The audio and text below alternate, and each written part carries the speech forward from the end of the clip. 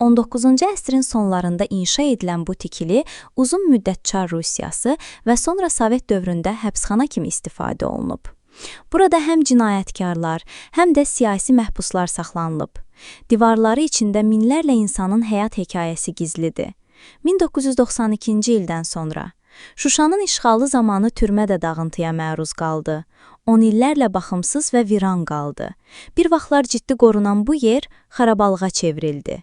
2020-ci ildə Şuşa azad edildikdən sonra türmənin də taleyi dəyişdi. Bərpa planları hazırlanır. Bu məkan artıq təkcə bir həbsxana deyil, tarixi yaddaş nümunəsi kimi qorunur. Şuşa türməsi, həm keçmişin səsi,